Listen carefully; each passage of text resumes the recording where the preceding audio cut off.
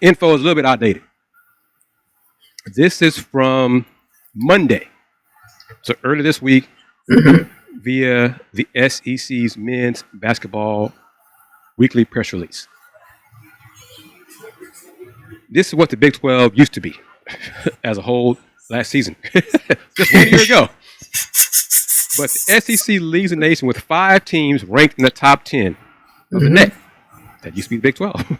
Tennessee first, Auburn second, Kentucky fifth, Florida seventh, Alabama 10th. The SEC leads the nation with 12 teams ranked in the top 50 of the net. That used to be the Big 12 last season. 8 SEC teams are currently quad 1 opponents, regardless of location. Again, that used to be the Big 12. 15 teams are either quad 1 or quad 2 opponents. That was Big 12 last season. I think Big 12 had everybody except West Virginia. I think last season was a quad 1 or quad 2. SEC teams have already amassed 19 wins in 34 games against quad 1 competition. They have a 33-18 record against quad 1 and quad 2 teams. The next slide, some of the info here blew my mind. SEC teams have won nearly 87% of their games this season. This one right here just blew me away. SEC teams are 46-16 against teams from the ACC, Big 12, Big East, Big 10. ACC, 26-3. I think it's now 27-3 because I think Tuesday was a different one. Tennessee beat Miami. Thank you. Big 12. I think that's outdated.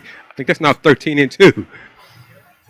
But look this is just mind-blowing. Big East 4-4. Big 10 now 5-7 because Arkansas beat Michigan. This is just a tremendous success non-conference for men's basketball in the SEC. SEC teams are 15-7 against teams ranked in the AP top 25, including 6-2 against teams ranked in the top 10. The SEC is a top-ranked conference by Ken Pom. That used to be the Big 12. Used to be the Big 12's domain for 6 out of the last 8 years, or 5 out of 7, something like that. 5 SEC teams are ranked in the top 10 of Ken Pom's team rankings. 13 are in the top 50. And all 16 teams rank in the top 70. Miss Kenitra Williams, just your thoughts on those numbers, some of those numbers for the hoops.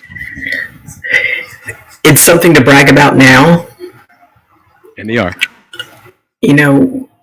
But once the matchups are set in March, how many SEC teams do you get to advance to the second weekend? Yes. And that's where it's going to matter. Yeah.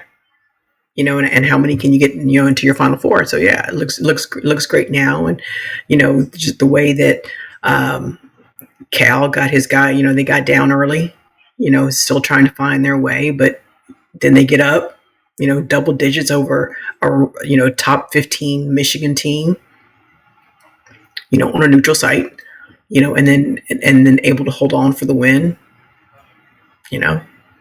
and then, it's you have these marquee non-conference games, but then you look at conference play has already started.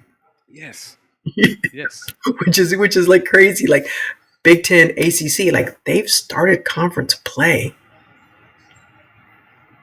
And like some of them are like 2 games in. Yep. And the Big 12 men's conference starts the end of this month. Yeah, it's usually like right around New Year's. Yeah. So, heck, even on a smaller scale, the Southland Conference men's hoops has already played 2 conference games. This is December, people. Mm-hmm. It's a different era, different time in basketball, and scheduling and TV partners are looking for more content, and it's at the detriment of non-conference games, but playing more conference games. And the schedule all out of whack. You play. But reportedly, this is the last year of the Big 12 Big East Challenge. Yes. And a lot of people thought, since your reigning national champs in UConn came to Allen Fieldhouse last year. Everyone thought like, oh, the return to Stores would be this year for KU, but instead, no, they weren't matched up against each other. And like Hurley didn't really sound surprised. He's like, I knew we played, one of the top tier, Houston, Baylor. Didn't necessarily think it would be Kansas, and in fact, it wasn't. So Kansas played Creighton, for their Big East matchup. So and then in fact, UConn got Baylor. But I mean, so there's not really an exact science on how those interconference Right. And marquee games are played. What, 6-5, Big 12, something like that? Is that right? Yeah, like the home team won on all 11 games. Home team won. And the Big 12 people were the ones who wanted to end the battle, the Big 12 Big East battle. Because it used to be Big 12 SEC. Right. And the SEC ESPN said, no, we're going to do the SEC, ACC. And it was ACC Big Ten. They might change that based on, what was it again? The dominance, the shellacking the SEC did this year. So that might change. But the Big 12 said no more to the future of the Big 12 battle because they felt like, what is it to gain for us playing the dregs of the Big East? So that's why they wanted to end it. That's what I was told. So kind of a little arrogance there, but I'm putting out there. I mean, and so maybe as of late, the Big 12 prides itself on being competitive balance, top to bottom. But I guess in their opinion, there's more separation between the haves and have-nots in the Big East. In the Big East, yes. I want to touch on this, and I got. But it wasn't like they blew. It wasn't like they blew out. In the 11 matchups, it wasn't like they dominated. Oh no, not at all.